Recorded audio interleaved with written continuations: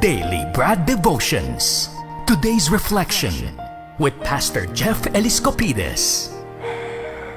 Tama, Brad Jeff, ano?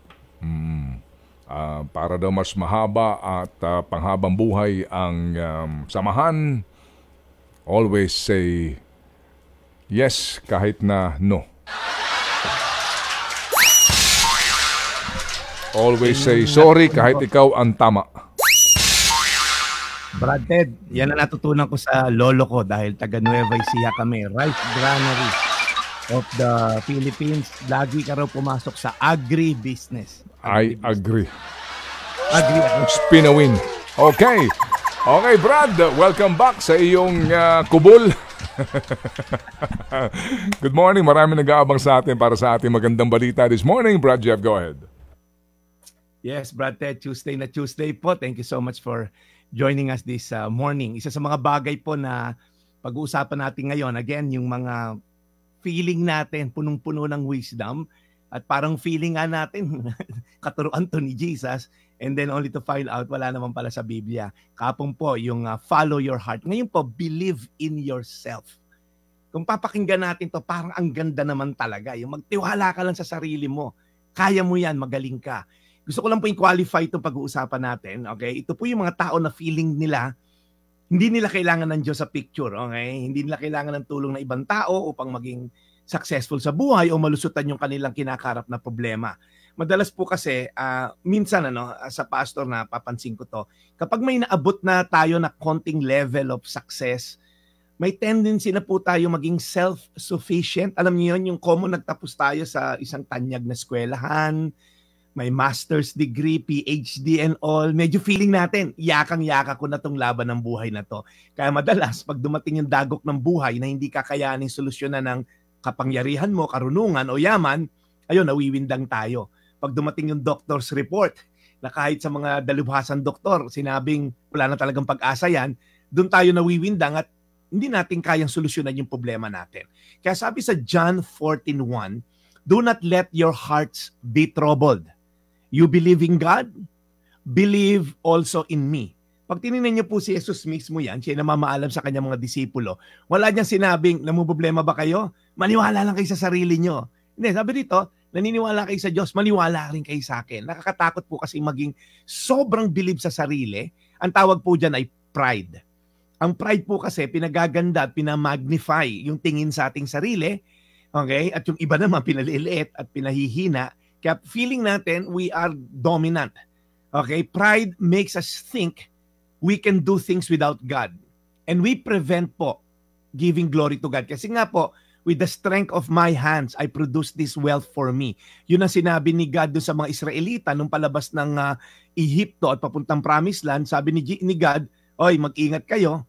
Pagdating nyo sa Promised Land, baka sabihin nyo, ang galing ko talaga. Sa kaaking talino, narating ko tong Promised Land. And Jesus saying, hindi, maniwala kayo sa akin because sabi rin sa Book of John, apart from me, you can do nothing. Kaya po, siguro, solusyon natin, kung kayo po ay magaling, given na po yan, magaling ka, siguro po magbigay ka lang ng luwalhati sa Diyos. Lord, sa'yo namang galing. Unang-una, pag-isip ko sa umaga, yung oxygen na sininghot ko, sa'yo namang galing to. We cannot even produce our own oxygen. Kaya Lord, salamat lang po sa galing at talino na binigay mo sa akin. Tapos, bibigay mo lang kay Lord with the all humility, bigay mo kay Lord lahat ng kaluwalhatian at lalo kang ipopromote ni Lord. Because the Bible again says, pride comes before destruction. Pag may taong nasira, nauna dyan yung yabang. Kaya John 14:1 as I end, do not let your hearts be troubled. You believe in God, believe also in me. Salamat po Panginoong Jesus sa iyong katuruan. Salamat Panginoon dahil tinuturuan mo kaming lumugar. Dahil Panginoon ang buhay dito sa lupa ay panandalian lamang. Yung eternal namin kanalan yan, walang magagawa ang eskwelahan, walang magagawa ang aming connection sa gobyerno, walang magagawa ang aming yaman. What good for a man to gain the whole world? Pero pinabayaan natin yung eternal na kaluluwa. Kaya Lord, salamat sa perspective na binibigay mo sa amin araw-araw.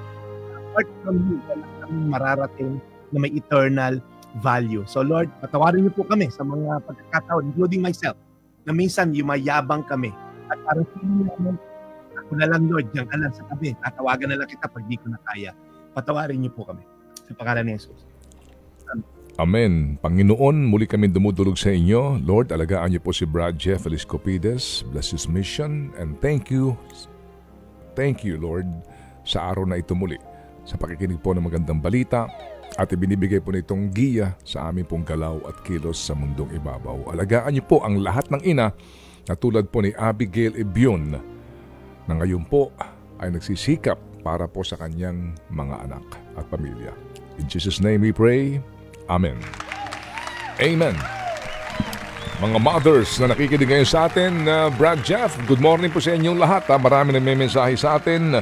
Mga ina ng tahanan at yung pong ibang ina ng tahanan na dumudulog po sa ating programa at humihiling po ng tawag namin. Diyan po lamang kayo.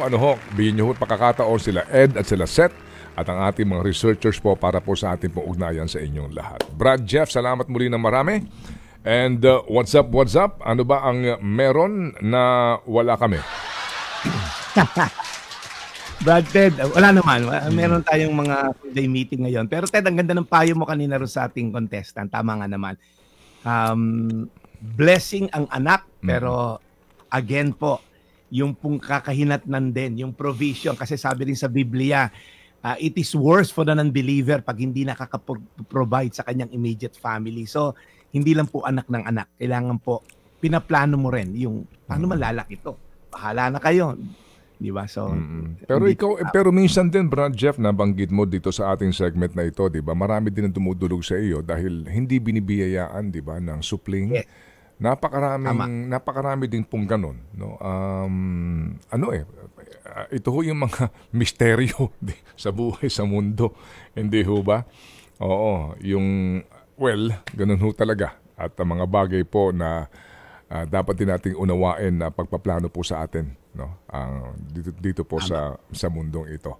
Mabuti pa nga si Brad Jeff dahil ang plano sa kanya ng Panginoon ay habang buhay siya may grace, di ba? Yeah. Doon ka nakakalamang talaga sa amin. Forever kang may grace. Double portion of grace. Grace ni Lord at grace ni Angelica Grace. Ayan na, naghahanda na nga ng kape, Brad. Okay, di ba? Lagi siyang may grace kasi po ang kanyang may bahay ay si Grace. So sa lahat ngayon na nakikinig sa atin na Grace ang pangalan, God bless you more. The grace of the Lord be with you always.